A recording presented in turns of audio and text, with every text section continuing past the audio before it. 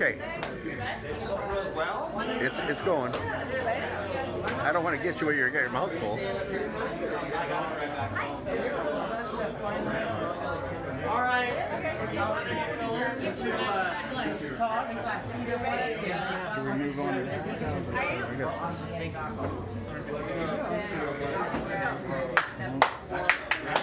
Get it on, Mom. Get everybody's attention. All right. Thank you all for coming.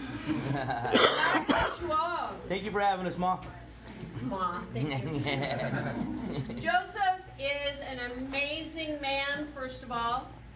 Second of all, he is a above amazing attorney, and I am so grateful that he's here tonight to share his book with us and to share his insight and his spirit with Shasta County. We are so grateful that you are here. Thank you, and thank you all for coming. Awesome. Thank you, Jacob Smith, for bringing him to Reading. Oh, thank you. My name's Karen Lawrence, and yes. Yes, thank you, Karen Lawrence. It took a long time to get him here, but I'm so grateful that it worked out. Yeah, and she is the force behind this. So That's it. God bless all of us. Okay, so tonight I've done some other book signings and I've done some presentations. This is I sort of amended it, and it's going to be a more personal experience for Shasta County. So I consider us all family up here, and I mean that sincerely. So. Absolutely. Amen. Oh. All right, so I don't have to deal with this too much in Shasta County, but usually speaking, there's a stereotype about defense attorneys. And the defense attorney's job, most people think, is to get the guilty guy off. And unless you've been in the system or been exposed to the system, this is how people feel. And probably among people here, you've seen, unfortunately, how the system can sometimes be slighted or go the wrong way. But this is a lot of times when I meet people, the jurors, things like that, you're dealing with these impressions and these stereotypes that they have in their head. One of the questions that I always get if I'm just meeting somebody for the first time and they don't have experience with the system is, what do you do if you are representing somebody and you find out that they're guilty? Well, again, I think people here are sophisticated, but that's sort of like the big question. Imagine you're a surgeon at lunch and you're watching on the TV, on the news, that there was a bank robbery. And a bunch of people were shot. Cops shot people. The robbers shot people. You know, a lot of people were shot. Nobody mortally wounded, but they're all going to be coming to the hospital. So you finish up your lunch. Again, different people you hear about on the news were shot. And you finish lunch, and patients start getting wheeled in. You're the attorney. Somebody wheels somebody in. What do? You operate. You don't have to lie, you don't have to cheat, you don't have to steal. It's a human being. You take them and you make them as whole as you can. So that really is the work of the defense attorney. It's not, this is truly our work in life. Again, you don't ask, who it is. It's a human being, you take care of them. Another stereotype that we have is bad people get off all the time because of a technicality. Big fallacy. We're going to get into that, motions, and we have another distinguished attorney here, Mr. Hamilton. He can attest that we fight every day as defense attorneys. We file motions to suppress, all kinds of motions, and judges and DAs fight us every step of the way. And so really, unfortunately, a lot of times it boils down to a jury trial. And it should, a lot of cases shouldn't even go that far. No, that's what's, exactly. So the other thing is, misconception that people have is, well, the DA won't waste taxpayers' money on this case. You got a name like me or Benno, they do. Another thing is, well, you just show the judge the evidence that you're innocent and they dismiss the case. I wish it worked that way.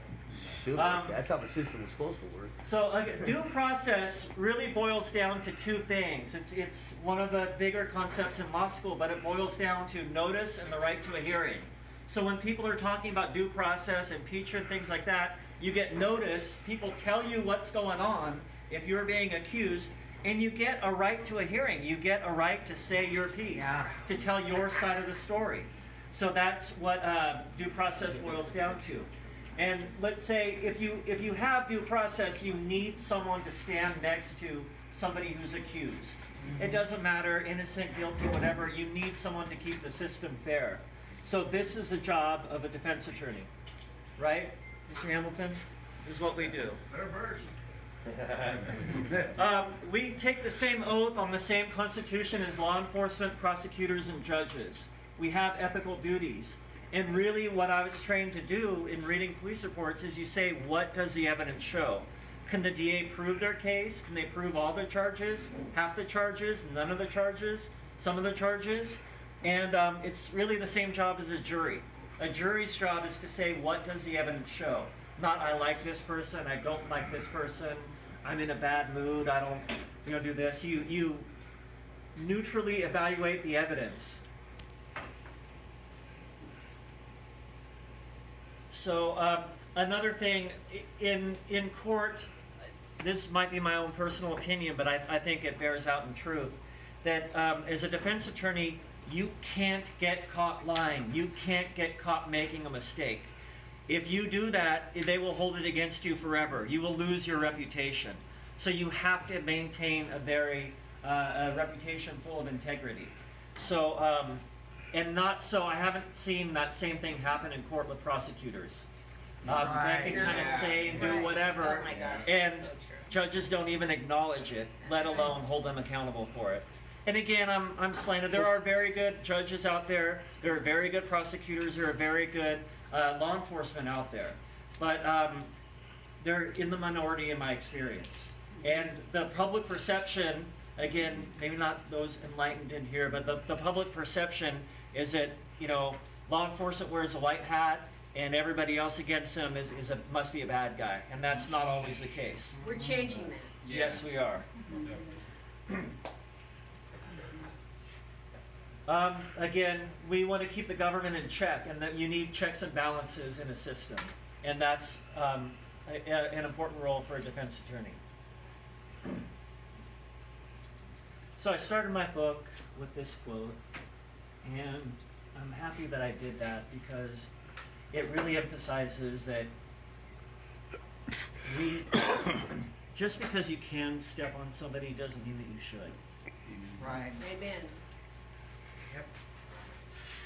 We've already talked about that. So I'm going to boil my book down. Again, I've given a few different talks on it, so you guys get the benefit of sort of the condensed version, which allows me to get to the more sort of personal stuff.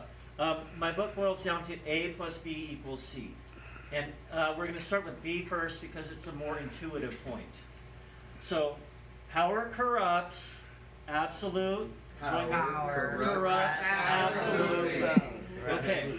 So, law enforcement, prosecutor, judges, those are positions of power. So even if you get good people in those positions, they're going to be tempted, they're going to be pressured, they're going to have bad days sometimes, and they're going to have this pressure on them to be corrupted. So it's always on us to sort of keep pressure on the good people to stay good and to get the bad people out if we can. Again, criminal justice system is vested with power. So we know power corrupts, absolute power corrupts absolutely. That's the B part. The scary part and the more eye-opening part of my book is A, which is all governments suffer a recurring problem. Power attracts pathological personalities. Absolutely. It is not that power corrupts, but that it is magnetic to the corruptible. Amen. So if you open up a position of power, you open up that door, the vacuum wants to be filled by bad people. Right. Psychopaths. It's actually not, it is a clinical term. There's sociopath and psychopath, but modernly it's just become psychopath is the term for it. And a person who manifests amoral and antisocial behavior, lack of ability to love or establish meaningful personal relationships, extreme egocentricity, failure to learn from experience. Basically, a lot of lack of empathy. They just can't empathize with others. Right. So this is a top 10 careers, and if you look, that are filled with psychopaths. So CEO is number 1. Lawyers number 2. Except Joseph. Is this a lawyer, presentation, or is this a comedian thing? Well, I'd like to think It's a that, comedian thing. I'd like to think that a good defense attorney is an exception. But let me point out something on this, okay? So number 2 is lawyer, number 10 is politician, but what is a judge? A judge is a lawyer and a politician. Yeah. Ooh, so they got the double. They got the double. They got a trifecta. Again, a lot of psychopaths actually can be very charming, but the main thing is that, and people don't realize this, they don't think like regular people. They don't. If normal people are caught with their hand in the cookie jar, you might feel bad. You might blush, get red-faced. These people don't. No, my hand isn't in the cookie jar. Your hand is in the cookie jar. You know, that kind of thing. So Sort don't... of like Pelosi. Yes, I just whispered that to Karen. It's okay. Exactly. Yeah. So this kind of brings me to, I don't want to keep the presentation too long, but I'm going to go over the cases that I've done Go as here. long as you need, brother. That's right, we're here. We're here. We're here to listen to you, man. In jury trial, and actually since he's given me permission, this is Jason's case. The first jury trial I did up here. Most acquitted man in Shasta County. That's good. Who's quitting? Artivity. Thank you, Joseph. And yeah, he was facing a lot of serious charges. But if you were to tell this story, this is a case. This isn't an exceptional case. This isn't a 1 in a million. This is a case right here in your town of Shasta County, or in your county. Again, not guilty, fully vindicated on everything. Thank you, Joseph. Thank you, Joseph. Thank you, Joseph. Well, so, and it is a good victory because this, and again, this is not exaggerated. This is not a joke. This is absolute truth. So, Jason went and he did a granted diversion and got his charges dismissed. So he wanted his guns back. And he had an attorney write a letter to the DA. Can Mr. Pinto have his guns back? The DA wrote back a letter. Sure, he can have his guns back. I've done the research. Right into this world, all alone. He instructed Jason to go get his guns from the police, right? Right. The next day, his house and business are raided by the police. They got a warrant based on prohibited person having guns. He hired other attorneys to fight this case. And 6 of them. But it ended up on a good Fired note. every one of them. And they fought hard. They filed good motions. Blackie Burrell. Blackie did, but You know? yeah. Well, there was a document just missing mysteriously. Yeah. And that's why he could prove that. But, So, and they fought it, and again, always denied, always fought by the DA. And again, their hand was caught in the cookie jar here. They didn't give up, they didn't capitulate, they didn't apologize. They kept trying to take Jason down because that was their mindset. Again, they don't think like regular people. Another thing, and again, there's a lot that I could pick out of each case, but I kind of want to highlight sort of the greatest hits for me. So this is CalCrim, this is a law, this is a jury instruction, okay? This is entrapment, all right? So one of the charges that Jason had was prohibited person in possession of a gun. Well, entrapment says that if the government tells you to do something and they give you permission to do it, they can't later arrest you and try to convict you for it. Right. So this is a perfect defense to use, right? Perfect. Now, the DA claimed that the letter was gone, that it was missing. right. Of course. So I subpoenaed the DA, and I was going to have him testify under saw oath, right?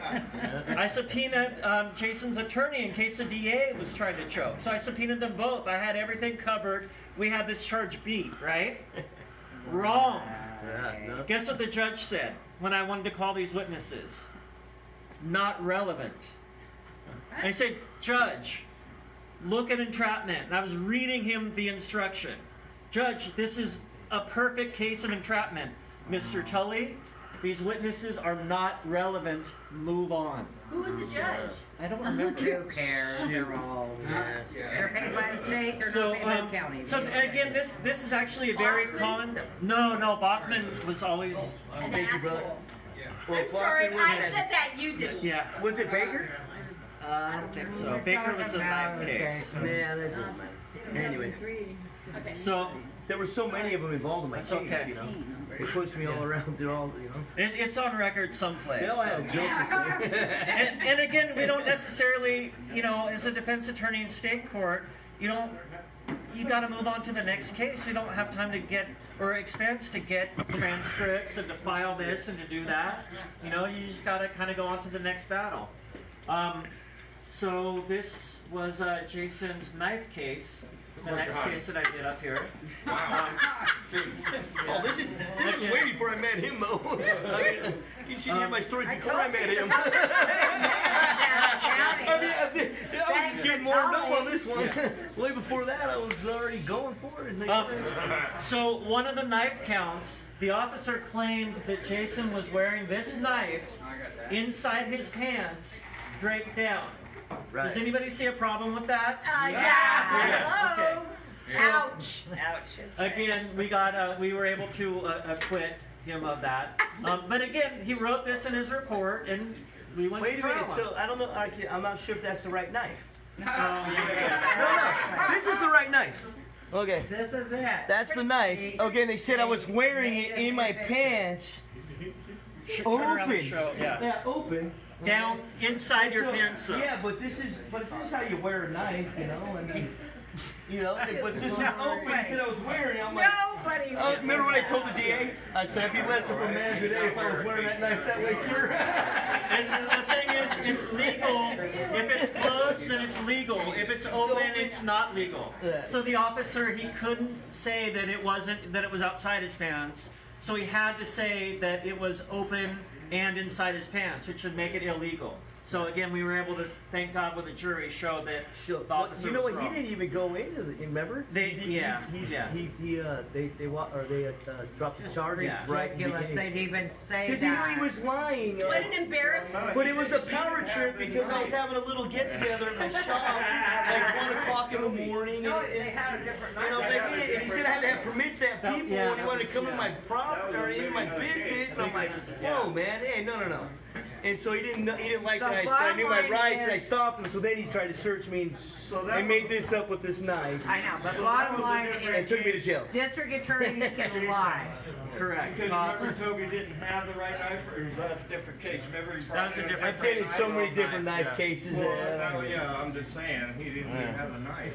All right, people. So, all right, this is the third jury trial I did up here. Are related. They have the same last name.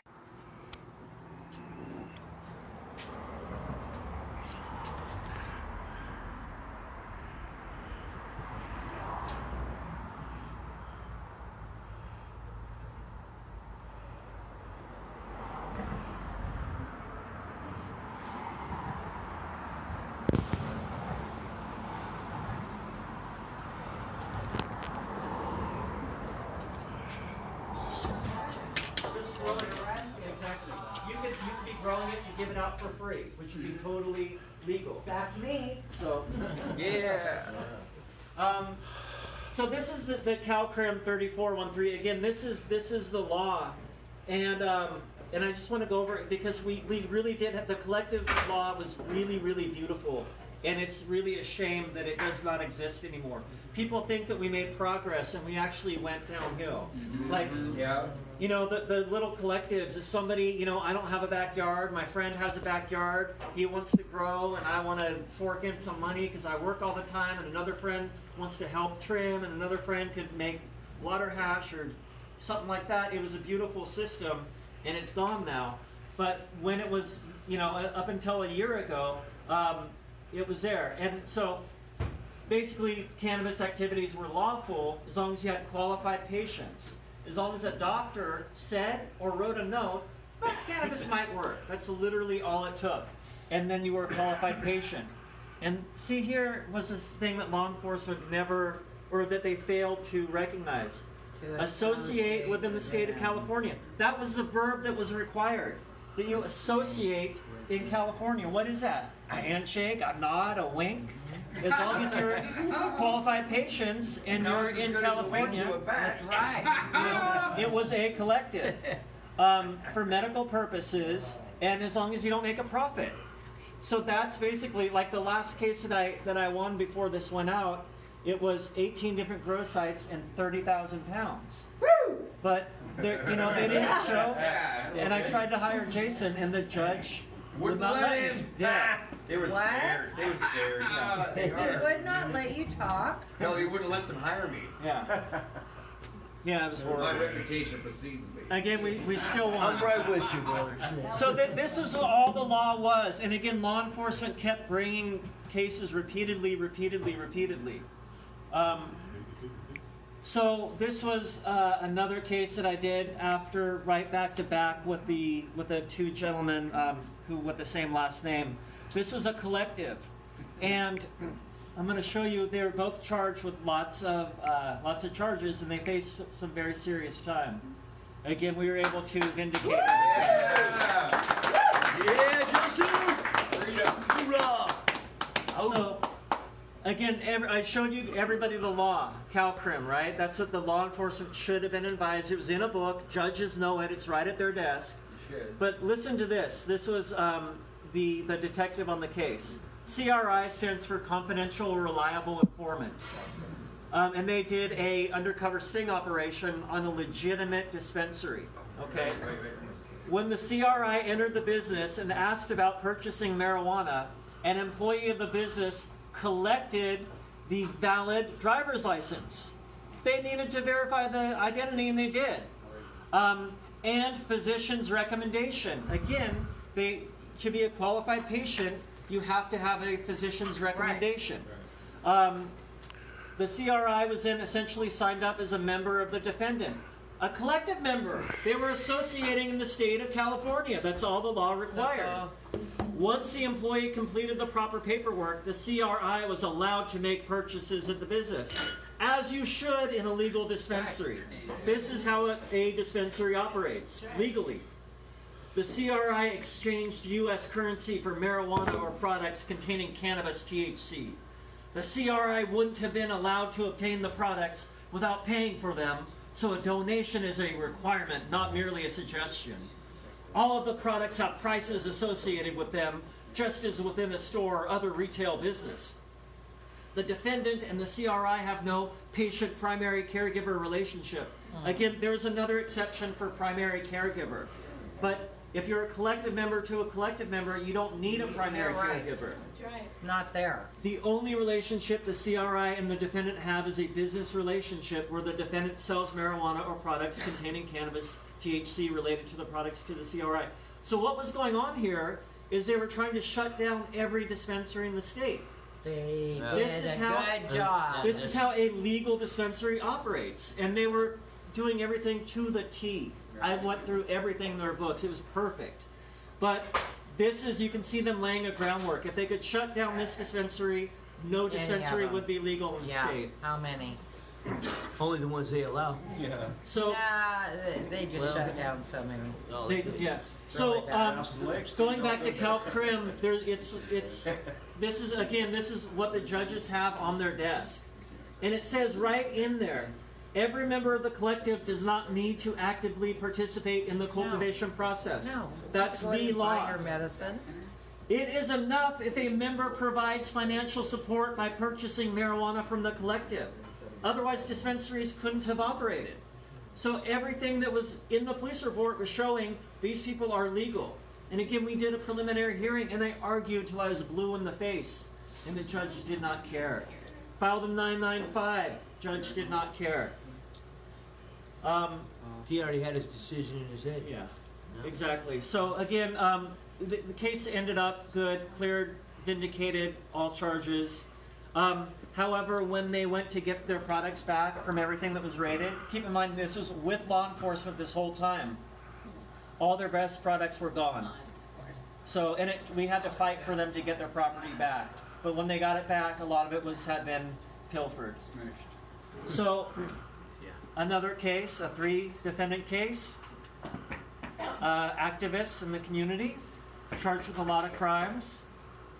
And Must have been one of my friends. again, not guilty, vindicated on all charges.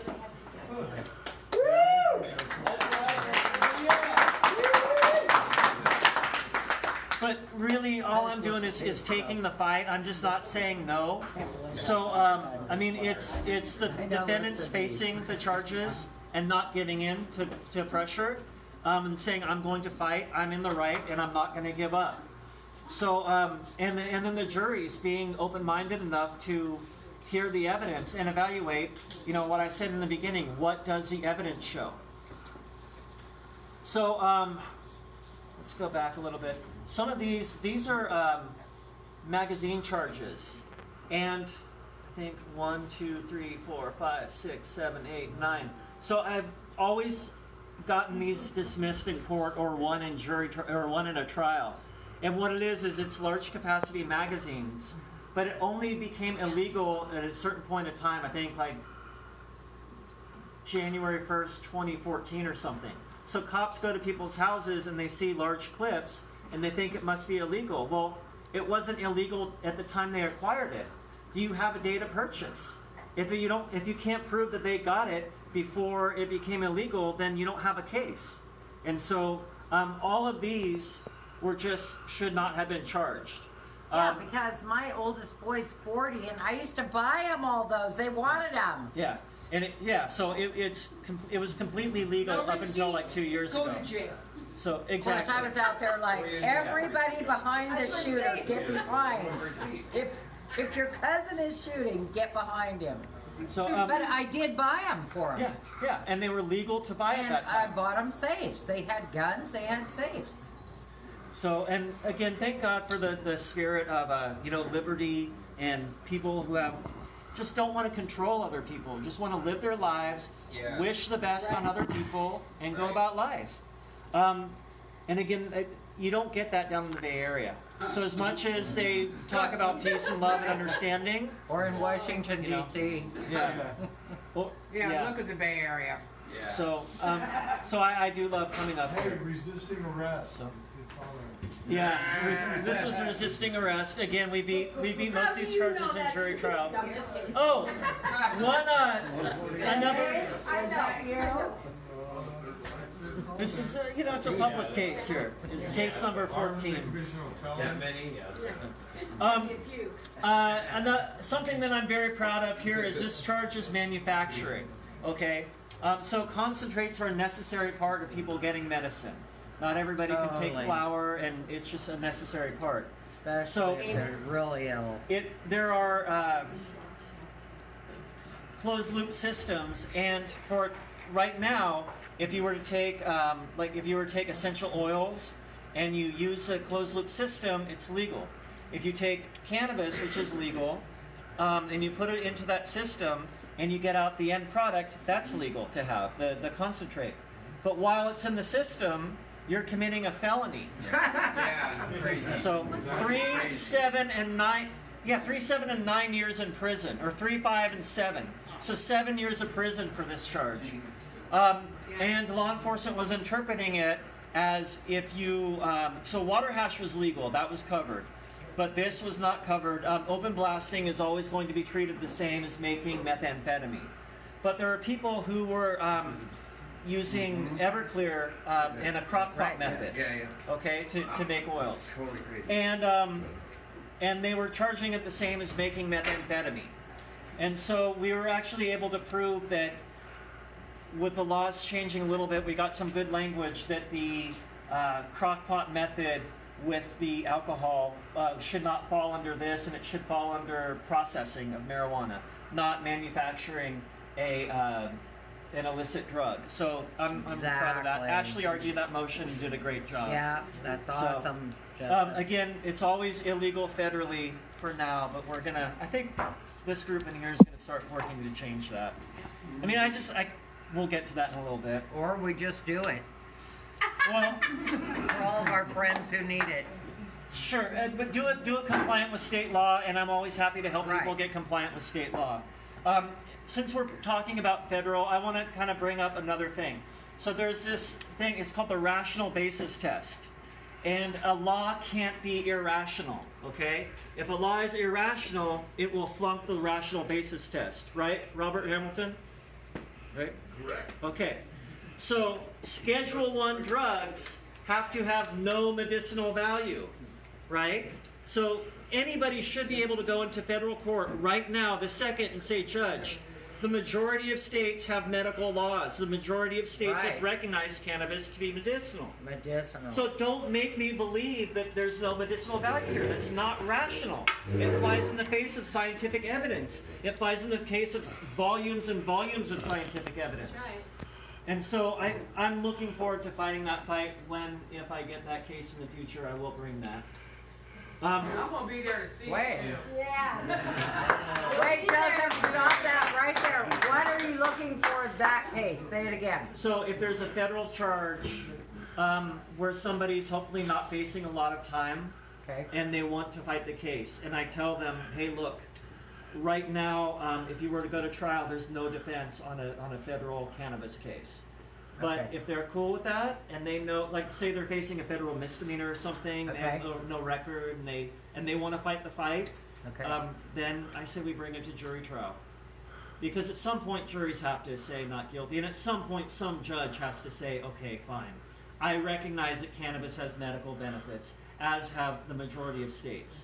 And I can't enforce an irrational law. So I will not enforce cannabis being a Schedule I drug. So that's where we're going to go. Right That's on. coming. Right on. It's Okay. coming. I It's thank coming. you for clarifying that. Yeah. This is a juvenile case. I won't talk too much about it.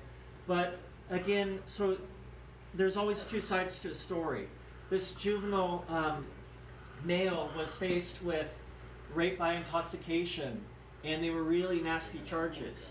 And in juvenile cases, you don't get a jury. And every day that I had this case, I was worried sick. And we were able to get not guilty on all charges. But there is again, the perception out there is with domestic violence, and again, domestic violence is abhorrent, but there are people who are falsely accused of domestic A violence. lot of times. So, This is not my phone, guys. that's fine. Anybody? That's Jason's phone? Jason? Okay. So, Hello? Yeah, Jason's girlfriend. so he was facing a lot of time in juvenile hall. He could have gone to juvenile prison for this case. He would have had to register for life as a sex offender. And the individual that he was caught up with, or that was kind of making the accusations, kind of not, had very bad mental issues. And so it was a really sad case, and it just shows you that mental issues can end up in court where they're falsely accusing people. Robert Hamilton, how many cases do you get involving mental issues? Significant, right? Particularly if you're a public defender, I mean, it's over the top. So mental illness is something, another thing that we need to address better in society. This was another case, 2018, one of the last cannabis cases. Two different grow sites. So this is, again, cultivation, growing a plant, and processing it. And this is possession for intent to sell. So let's say a lot of times people don't know what possession with intent to sell means. It's not sales. Say you're an officer and you go to the docks in Florida, and you walk in and somebody's in with 100 kilos of cocaine in a warehouse. Well, that's not personal use. That's possession with intent to sell, right? Yeah. So that's the distinction between actual sales and possession with intent Unless to they're sell. supplying a lot of dentists. It's a collective. Sorry. Well, if it's cannabis, it would work. Not guilty based on the collective defense. And again, we had a beautiful, beautiful law. And again, I think it needs to get known that a small collective, a small medical collective should be legalized again. We need to Again, push for that. absolutely. So all in all, Tully and Weiss record in Shasta County, this isn't counting dismissals or no files. So sometimes I'm able to work with the DA and kind of work, and actually I want to highlight somebody here. Ron Parker, can you raise your hand? That is my investigator. I need you. I want investigators. So I want to watch Mike all the time. he has 28 years in law enforcement, and he's just the perfect investigator. And he and I work together really, really well. And I'm for some fluke of chance, he moved up to Redding. So from the Bay Area, he just moved up here where all the cases are. Your So, man back there? Yeah. So again, I could not do what I do, without my staff and without Ron. I mean, he's really the engine behind Tully and Weiss. So What's up? if you were to add up all the charges, And again, he looks like quite a Spartan, huh? the DA I like has him. dismissed in the middle of trial several times, but it's 90-1. Wow. And it just shows you. Wow. I lost a single charge, assault with pepper spray. And in that case, I don't want to make excuses because I have to live with this. And I think when I admit something that bothers me, that makes me fight harder to never do it again. We asked for all That's what discovery in makes the you great, case, and the issue was pepper spray was used. Somebody had sped through a neighborhood. Another neighbor had followed the person, and my guy ended up pepper spraying another guy. The issue to me was the guy was pepper sprayed on his lawn, but he was coming at my guy who hadn't done anything aggressive. And the DA went to trial. The cop and the guy who got pepper sprayed said that my guy drove up on his lawn. Well, if you're on somebody else's lawn, self-defense is a little bit harder. You're on their territory, right? You can always leave. The thing is in the middle of trial, after the guy had been on the stand, the DA disclosed evidence, and it was a recording that he had initially called to the police, and he said the guy almost drove up on his lawn. So the whole thing about, my guy being on his property wasn't true. And the jury, I didn't, just with getting the late discovery, it, I really regret that loss. I don't feel that I should have lost that case, and I did. And it just goes to show you sometimes, again, a jury can be a beautiful thing, but the jury foreperson, because I said, hey, what did you guys vote on? He said, well, we read the law and we felt that the law required us to convict. And that's actually more of like the attitude that I try to weed out. Like, if you're here, can you think for yourself? What does the evidence show? Can you look at the evidence? Can you apply it? And it just goes to show you that you can't win them all. But we really fought hard, and I appealed, and again, judges, you appeal to judges. So they're going to rubber stamp whatever the other judge did. Yeah. All right, so I'm going to get kind of personal now. I have not talked about this. It might be a little bit more clunky, but this is how I run my business based on this this philosophy. I did have a philosophy minor in college, and it's something very personal to me. Again, a lot of times people say, how do you do what you do? You do this, you do that, and to me, it's not that hard. So, let's see. So again, I started my business I was a public defender in Fresno County. I wanted to move back home to the Bay Area. And I had one last paycheck. I had to get out. I wanted to be by my family, by my friends. I loved it down there. I loved the work, but I wanted to be up there. So I had like $1,000 or something like that. We didn't get paid a lot as a public defender. I bought 1 month's rent, and I bought a computer, and that's it. And we're at 19 years later, going strong. So. Woo! What's up, man? That's what's up, bro. But this is how I did it, okay? Newton was only half right on entropy.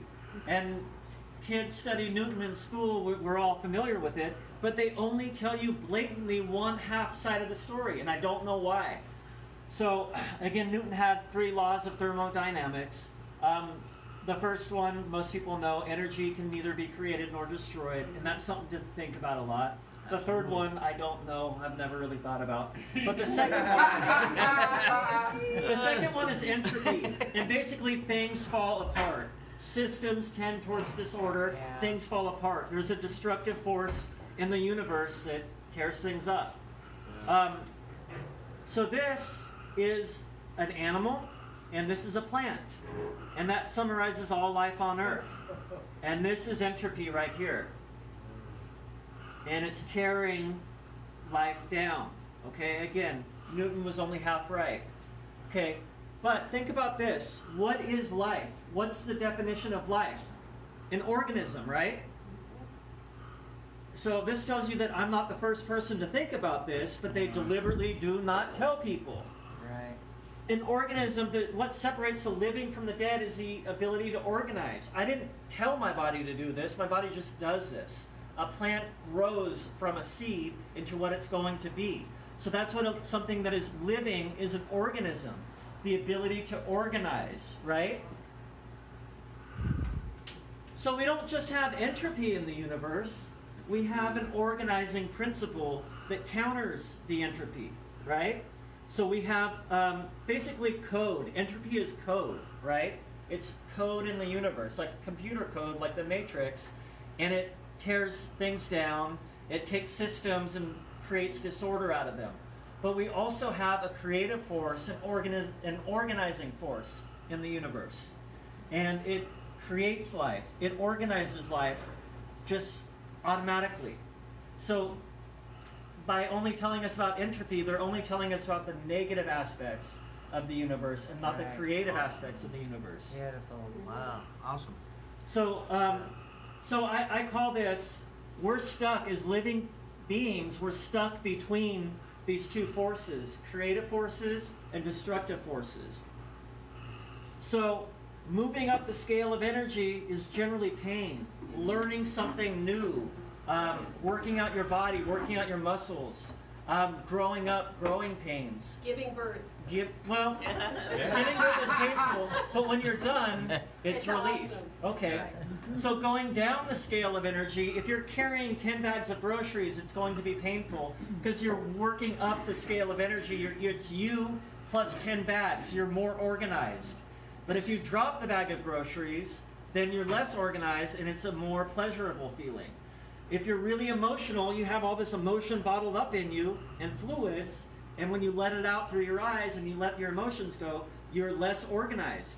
It was you plus 100 tears, and now it's you minus 100 tears. And it's a pleasurable feeling.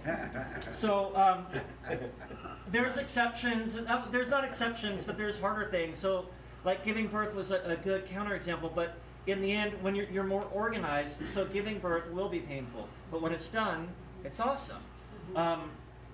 Same thing, if you cut off your arm, that means you're less organized, but I think that's the only exception that took me a while to figure out. But you're meant to be who you are. So if somebody attacks you at your core, then it's not going to be pleasurable. So, but other than that, anytime you become less organized, it's a beautiful feeling. People who have died and gone to near-death experiences describe utter elation and joy. So again, we have to move up. We have to be organized. And this sun is the symbol for the creative force. Again, the code that causes creation in the universe. This is the symbol for entropy, for the destructive force. We have to move up, we have to obey entropy. And to play this out, again, this is going to be kind of a quick version. But you can come up with some rules based on this primary conflict. Only use as much energy as you need to for a given circumstance. Otherwise, you're going to be more organized than you need to be, and it's going to be more painful. For any given situation, in the long run, the most moral choice will require the least amount of energy. Okay? So good will always take less energy than bad. Yeah. The universe discriminates between good and evil. If this is the case, if this is true, then the universe is actively discriminating. Right. And again, what I'd like to see is just common sense. This is East Germany, West, but imagine this is the West country, this is the East country. And just for sometimes when you have time or you want to talk to somebody, let's say hypothetically everybody on in this west side of this country decides they will not break the law. Okay? Not that they're not going to be a good person, whatever. They just decide nobody in this side of the country is going to break the law. And the people here don't make that agreement. And everybody follows this, and these people don't go over here and break the law, that kind of thing. All right, what happens to property values in the west side? They go up. How about architecture? How about housing? Do the houses have bars on the windows on the west side? No. Okay. Housing on the east side has bars on the windows, which is more beautiful innately to us as humans. So again, property values go. How about people's health? You don't have to worry about crime. People are, not offending you. People are going to be more healthy here. If you're not buying money for extra locks for your door, for pepper spray, if you're not buying money for bars on your window, you're going to be able to go out to dinner. You're going to be able to go on vacation more. So you're going to good begets good is another rule. Okay, so again, I'd like to see, I did this one time when I was in law school with students. And we worked it out. I had them group up for like 15, 20 minutes. And they all had these great ideas. And one of the comments was, Mr. Tully, if 15-year-old kids could figure this out, politicians must have figured this out. Why aren't they teaching this? So again, I don't have a lot of time tonight, but I wanted to introduce just by having ideas that are good begets good. Yeah. So this is another thing, and we're getting toward the end here, and again, I'm giving you sort of bullet points. I have whole things I've worked out, but I want to share this with everybody here.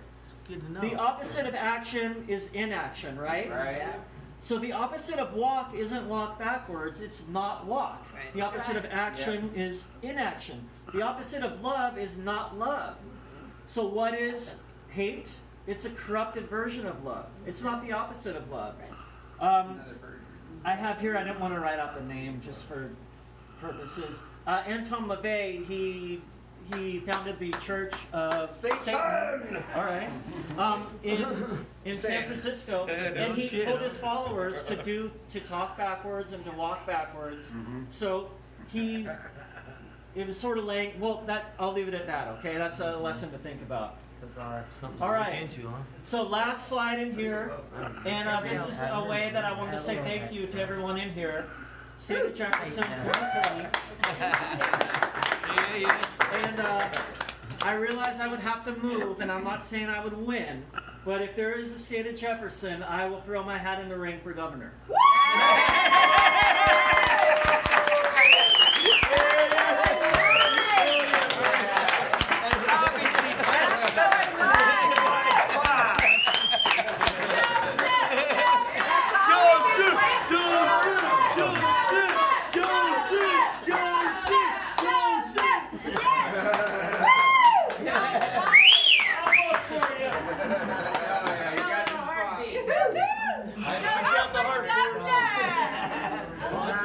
Again, thank you very much for coming and everything that you guys have done.